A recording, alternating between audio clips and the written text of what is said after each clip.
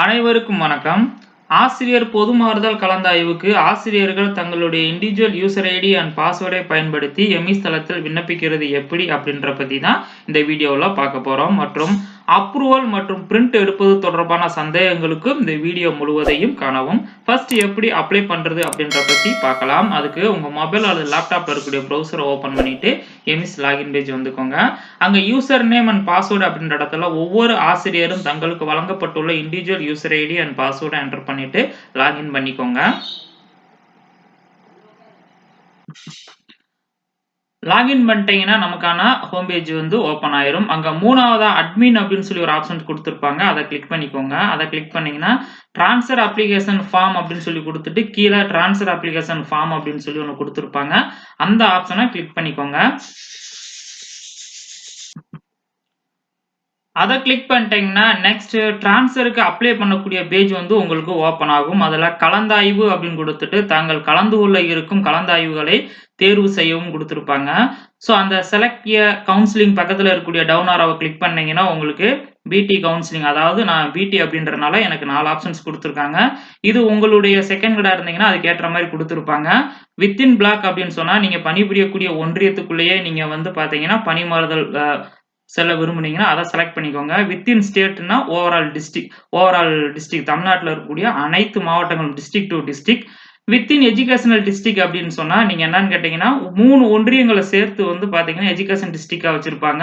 So அதை நீங்க select பண்ணிக்கோங்க. வித்தின் டிஸ்ட்ரிக்ட்னா உங்களுடைய ஒன்றியம் அமைந்திருக்கக்கூடிய டிஸ்ட்ரிக்ட்குள்ள நீங்க எங்கேயாவது பணிமாறுதல் செல்ல விரும்புறீங்கன்னா நீங்க அதை செலக்ட் பண்ணிக்கோங்க. ஸோ ஒன்றுக்கு மேற்பட்டதை கூட நீங்க செலக்ட் பண்ணிக்கலாம். ஃபார் எக்ஸாம்பிள் வித்தின் பிளாக்கையும் நீங்க செலக்ட் பண்ணிக்கலாம். ஒரே ஆசிரியர் 4 கவுன்சிலிங்குமே நீங்க கூட அட்டன் பண்ணிக்கலாம். ஆனா ஏதாவது ஒன்றுல மாறுதல் வாங்கிட்டோம் அப்படின்னு சொன்னா மற்றதுல கலந்து கொள்ளக்கூடாது அப்படின்ற மாதிரி சொல்லியிருக்காங்க. ஸோ இப்போ நான் வந்து பாத்தீங்கன்னா வித்தின் பிளாக்கும் வித்தின் ஸ்டேட், அதாவது டிஸ்ட்ரிக்ட் டு டிஸ்ட்ரிக்ட் நான் செலக்ட் பண்ண போறேன்.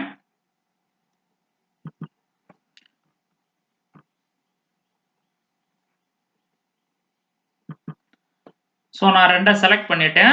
பிடி கவுன்சிலிங் 2024 வித்தின் பிளாக், பிடி கவுன்சிலிங் 2024 வித்தின் ஸ்டேட், அதாவது டிஸ்ட்ரிக்ட் டு டிஸ்ட்ரிக்ட் இதுக்கு முன்னாடி கொடுத்துருந்தாங்க. இந்த வருடம் வித்தின் ஸ்டேட் அப்படின்ற மாதிரி கொடுத்துருக்காங்க. ஸோ நாளையுமே நீங்க செலக்ட் பண்றாலும் செலக்ட் பண்ணிக்கலாம். ஆனா ஏதாவது ஒன்றுல நீங்க மாறுதல் ஆணை பெற்றுட்டீங்கன்னா மற்றதில் கலந்து கொள்ளக்கூடாது அப்படின்னு சொல்லியிருக்காங்க. ஸோ நான் 2 மட்டும் செலக்ட் பண்ணிக்கிறேன். செலக்ட் பண்ணிட்டோம்னா இங்க செலக்ட் ஆயிரும். நெக்ஸ்ட் ஆசிரியர் நியமனம் பெற்ற பயிற்று மொழி வகை அப்படின்னு கொடுத்துருப்பாங்க. ஸோ அதை கிளிக் பண்ணீங்கன்னா டிராப் டவுன்ல நிறைய ஆப்ஷன்ஸ் வரும். இதுல உங்களுக்கு சரியான ஒன்றை நீங்க தேர்வு செஞ்சுக்கோங்க. எனக்கு வந்து பாத்தீங்கன்னா ஜெனரல் தமிழ் அண்ட் இங்கிலீஷ் வரும். அதை நான் செலக்ட் பண்ணிக்கிறேன். நெக்ஸ்ட் கீழே வந்தீங்கன்னா ஆசிரியரின் அடையாள எண் எம்இஸ் ஐடி கொடுத்துருப்பாங்க. ஆசிரியனுடைய பெயர், பாலினம், கைபேசி எண், தற்போது வகிக்கும் பதவியின் பெயர், அதுக்கடுத்து பார்த்தீங்கன்னு சொன்னா எந்த பாடம் எடுப்பதற்காக நியமிக்கப்பட்டவர், பிறந்த நாள், தற்போது பணிபுரியும் பள்ளியினுடைய யூடைஸ் நம்பர், ஆசிரியராக முதலில் பணியில் சேர்ந்த நாள், ஸ்கூல் அட்ரஸ் அண்ட் ஐஎஃப்எச்ஆர் ஐடி, இது எல்லாமே பார்த்தீங்கன்னா ஆட்டோ ஃபில் ஆயிருக்கும். ஸோ இதுல தவறுகள் இருந்துச்சுன்னா நம்ம இங்கே திருத்தம் செய்ய இயலாது. ஸ்கூல் எம்இஸ்ஐடியில் போயிட்டு நம்ம ஸ்டாஃப் லிஸ்ட்ல போயிட்டு நம்மளுடைய ஸ்டாஃப் ப்ரொஃபைல்ல போயிட்டு நம்ம எடிட் பண்ணிக்கலாம். அது எப்படி எடிட் பண்றது அப்படின்ற பத்தி ஆல்ரெடி நம்ம சேனல்ல வீடியோ போஸ்ட் பண்ணியிருக்கோம்.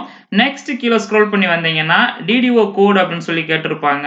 ஸோ இந்த கோடு எப்படி கண்டுபிடிக்கிறது அப்படின்ற பத்தியும் நம்ம சேனல்ல வீடியோ போஸ்ட் பண்ணியிருக்கோம். ஸோ உங்களுக்கான டிடிஓ கோடை என்டர் பண்ணிக்கோங்க. நெக்ஸ்ட் அதே மாதிரி தற்போது பதவியில் முதலில் நியமனம் செய்யப்பட்ட நாள், ஆசிரியரின் முகவரி, இதுவுமே பாத்தீங்கன்னா ஸ்டாஃப் லிஸ்ட்ல இருந்து இங்க வந்திருக்கும். தற்போது பணிபுரியும் பள்ளியில் பணியேற்ற நாள், இந்த வரங்கள் எல்லாமே பாத்தீங்கன்னா ஸ்கூல் எம்இஸ்ஐடியில ஸ்டாஃப் லிஸ்ட்ல இருக்கக்கூடிய ஸ்டாஃப் ப்ரொஃபைல்ல இருந்துட்டு இங்க வந்து பாத்தீங்கன்னா ஆட்டோ என்ட்ரி ஆயிருக்கும். ஸோ அதனால இதெல்லாம் நம்ம திருத்தம் செய்ய இயலாது. மாற்றம் இருந்துச்சுன்னா ஸ்டாஃப் லிஸ்ட்ல போயிட்டு நீங்க திருத்தம் செய்து கொள்ளவும். அதுக்கு அடுத்து சிறப்பு முன்னுரிமை பணியின் போது இறந்த ராணுவ வீரரின் மனைவி, கணவர் அப்படின்னு சொல்லி கேட்டிருப்பாங்க. இதுல உங்களுக்கு எது அப்ளிகபிள் ஆகுதோ நீங்க அதை செலக்ட் பண்ணிக்கோங்க. இல்லைன்னா இல்லையா செலக்ட் பண்ணிக்கோங்க. அதுக்கடுத்து மாறுதல் முன்னுரிமை ஏதேனும் உள்ளதா அப்படின்னு சொல்லி கேட்டிருக்காங்க. ஸோ இருந்துச்சுன்னா நீங்க ஆமா செலக்ட் பண்ணிக்கோங்க. இல்லைன்னா நீங்க இல்லையே செலக்ட் பண்ணிக்கோங்க. இருந்துச்சுன்னா நீங்க ஆமா செலக்ட் பண்ணீங்கன்னா உங்களுக்கு அடிஷனலா ஒரு பாக்ஸ் வந்து ஓப்பன் ஆகும். முன்னுரிமை கோரும் விவரங்கள் தவறு என கண்டறியப்பட்டால் உரிய நடவடிக்கை மேற்கொள்ளப்படும் அப்படின்னு சொல்லி கொடுத்துருப்பாங்க. அதாவது நீங்க முன்னுரிமை ஏதாவது கேட்குறீங்க, அதுல தவறுகள் இருந்துச்சுன்னு சொன்னா உங்கள் மீது ஒழுங்கு நடவடிக்கை எடுக்கிறதுக்கு வாய்ப்புகள் இருக்கு அப்படின்ற மாதிரி சொல்லியிருக்காங்க. ஸோ அந்த ப்ளீஸ் செலக்ட் அந்த பக்கத்தில் இருக்கக்கூடிய டவுன் ஆரோவை கிளிக் பண்ணீங்கன்னா உங்களுக்கான முன்னுரிமை லிஸ்ட் வந்து ஓப்பன் ஆகும். மாற்றுத்திறனாளி, மன வளர்ச்சி குன்றிய அல்லது மாற்றுத்திறனாளி குழந்தைகளின் பெற்றோர், சிறுநீரக மாற்று அறுவை சிகிச்சை, டயாலிசிஸ் சிகிச்சை, இருதய அறுவை சிகிச்சை, புற்றுநோயாளிகள், மூளைக்கட்டியால் பாதிக்கப்பட்டவர், ஸோ இந்த மாதிரி கொடுத்திருப்பாங்க. அடுத்து நெக்ஸ்ட் கீழே இன்னும் ஸ்க்ரோல் பண்ணீங்கன்னா, ராணுவத்தில் பணிபுரியும் துணைவர் உடையவர், கணவன் மனைவியை இழந்தவர், 40 வயதிற்கு மேல் திருமணம் ஆகாத பெண் ஆசிரியர், கல்வியாளர், சட்டப்பூர்வமாக விவாகரத்து வாங்கிய பெண் ஆசிரியர்கள், கல்வியாளர், ஸோ இவங்களா இருந்தாங்கன்னா அவங்களுக்கும் முன்னுரிமை கொடுத்திருக்காங்க. நெக்ஸ்ட் கணவன் மனைவி பணி முன்னுரிமை ஏதுமின்றி முற்றிலும் கண் பார்வையற்றவர், தற்போது பணிபுரியும் பள்ளியில் அல்லது நிறுவனத்தில் 5 ஆண்டுகளுக்கு மேல் பணிபுரிபவர் அப்படின்னு சொல்லி கொடுத்திருப்பாங்க. ஸோ இதுல நீங்க மேல இருக்கக்கூடிய ஒரு சிலதை நீங்க செலக்ட் பண்ணீங்கன்னா அதுக்கான டாக்குமெண்ட்ஸ் வந்து நீங்க அப்லோட் பண்ண வேண்டியதாக இருக்கும். ஃபார் எக்ஸாம்பிள் கணவன் மனைவி பணி முன்னுரிமை அதை நீங்க செலக்ட் பண்ணீங்கன்னா அதற்கான ஸ்பவுஸ் சர்டிபிகேட் வந்து பாத்தீங்கன்னா இந்த இடத்துல நீங்க வந்து 10 MPக்கு வந்து பாத்தீங்கன்னா PDF ஆகவோ JPG ஆகவோ வந்து இந்த இடத்துல நீங்க அப்லோட் பண்ண வேண்டியதாக இருக்கும். நெக்ஸ்ட் அதுக்கான அதாவது கணவன் மனைவி இருவரும் பணிபுரியக்கூடியவர் எனில் அவங்களுக்கு இடையே இருக்கக்கூடிய அந்த பணிபுரியும் இடத்தினுடைய தூரத்தை கிலோமீட்டர்ல இங்க என்டர் பண்ண சொல்லியிருப்பாங்க. ஸோ நெக்ஸ்ட் அடுத்து வந்து பாத்தீங்கன்னா மாற்றுத்திறனாளிகள் அப்படின்னு சொன்னா அதுக்கான சான்றுகளை இங்க நம்ம வந்து அப்லோட் பண்ணணும். அல்லது வந்து பாத்தீங்கன்னா மன வளர்ச்சி குன்றியவர்னா அதற்கான சான்றுகள். நெக்ஸ்ட் அறுவை சிகிச்சை எதுவும் பண்ணியிருந்தீங்கன்னா அதுக்காக அந்த அரசு மற்றும் தனியார் மருத்துவரால் வழங்கப்பட்ட மருத்துவ ஆவணங்கள் இதெல்லாம் நம்ம வந்து அப்லோட் பண்ண வேண்டியதாக இருக்கும். ஸோ இதுல எனக்கு வந்து பாத்தீங்கன்னு சொன்னா எது அப்ளிகபிள் ஆகுதுன்னு கேட்டீங்கன்னா தற்போது பணிபுரியும் பள்ளியில் 5 ஆண்டுக்கு மேல் பணிபுரிபவர் அதை நான் செலக்ட் பண்ணிக்கிறேன். அதுக்கு வந்து பாத்தீங்கன்னா டாக்குமெண்ட்ஸ் வந்து எதுவும் அப்லோட் பண்ண வேண்டிய அவசியம் கிடையாது. நெக்ஸ்ட் முதலில் பணியில் சேர்ந்த பதவின்னு சொல்லி கேட்டிருப்பாங்க. ஸோ அந்த டவுன் ஆரோவை கிளிக் பண்ணீங்கன்னா second grade PT part time instructor BG அப்படின்னு சொல்லி கொடுத்திருப்பாங்க. ஸோ நான் PT அசிஸ்டன்ட் தான், அதனால நான் BT செலக்ட் பண்ணிக்கிறேன். ஒரு சிலர் செகண்ட் கிரேடா இருந்து ப்ரொமோஷன்ல BT வந்திருப்பாங்க. ஸோ அவங்க வந்து செகண்ட் கிரேடை செலக்ட் பண்ணிக்கோங்க. ஸோ நான் BT அப்படின்றனால BT செலக்ட் பண்ணிக்கிறேன்.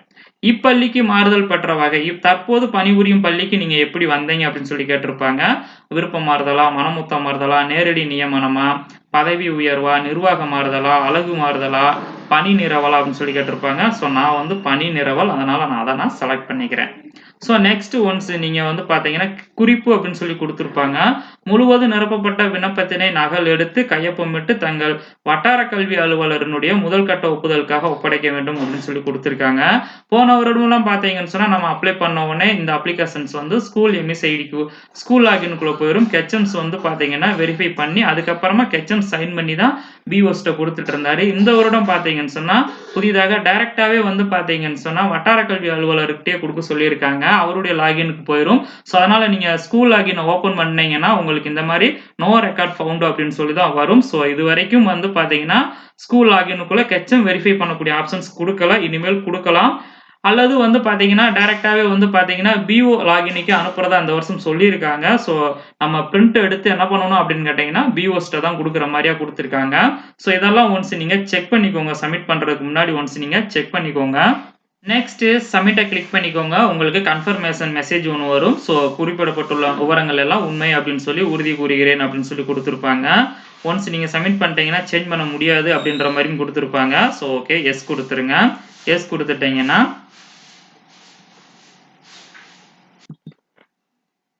ட்ரான்ஸ்ஃபர் ஃபார்ம் சப்மிட்டட் சக்ஸஸ்ஃபுல்லி அப்படின்னு சொல்லி வந்துட்டு உங்களுக்கு இந்த மாதிரி ஹைட் ஆகிருக்கும். ஸோ நெக்ஸ்ட் நீங்கள் இதுக்கப்புறம் பார்த்தீங்கன்னா எடிட் பண்ணுற மாதிரியான ஆப்ஷன்ஸ்லாம் உங்களுக்கு வந்து ஓப்பன் ஆகாது. பாருங்கள் ஒரு மாதிரி ஹைட் ஆயிடுச்சு பாருங்கள். திரும்ப நீங்கள் லாக் அவுட் பண்ணிவிட்டு திரும்ப லாகின் பண்ணும்பொழுது உங்களுக்கு வந்து பார்த்தீங்கன்னு சொன்னால் இந்த இடத்துல எதுவுமே ஃபில் ஆகாத மாதிரி இருக்கும். உடனே நீங்கள் ஃபில் பண்ணுவீங்க. ஃபில் பண்ணிவிட்டு அப்படி சப்மிட் பண்ணீங்கன்னா உங்களுக்கு டூப்ளிகேட் என்ட்ரி மெசேஜ் அப்படின்னு சொல்லி வரும். நெக்ஸ்ட் நீங்க திரும்ப மறுபடியும் லாக் அவுட் பண்ணிட்டு லாகின் பண்ணும்போது உங்களுக்கு இந்த இடத்துல அப்ரூவல் பெண்டிங் அப்படின்னு சொல்லி வரும். ஸோ அதாவது BOஸ் நமக்கு அப்ரூவல் கொடுத்ததுக்கு அப்புறமா வந்து பாத்தீங்கன்னு சொன்னா அந்த இடத்துல அப்ரூவ்ட் அப்படின்னு சொல்லி வந்துடும். ஸோ இன்னும் பிரிண்ட் ஆப்ஷன்ஸ் வந்து எனேபிள் பண்ணாம இருக்காங்க. கூடிய விரைவில் பிரிண்ட் ஆப்ஷன்ஸ் எனேபிள் பண்ணிடுவாங்கன்னு நினைக்கிறேன். எனேபிள் பண்ணதுக்கு அப்புறமா நம்ம என்ன பண்ணணும் அப்படின்னு கேட்டீங்கன்னா பிரிண்ட் எடுத்து இதுல நம்ம சைன் பண்ணி AEOஸ்ட கொடுக்கணும். AEOஸ் வந்து அதுக்கப்புறமா பாத்தீங்கன்னா வெரிஃபை பண்ணுவாங்க. வெரிஃபை பண்ணிட்டு அதுக்கப்புறமா DOஸ்க்கு வந்து ஃபார்வர்ட் பண்ணுவாங்க. ஸோ ஃபைனலாக இங்கே தெரியக்கூடிய டவுன் ஆரோவை கிளிக் பண்ணி லாக் அவுட் பண்ணி வெளியில் வந்துக்கோங்க. ஸோ இந்த வீடியோ உங்களுக்கு ரொம்ப பயனுள்ளதாக இருந்திருக்கும்னு நினைக்கிறேன். Thank you teachers.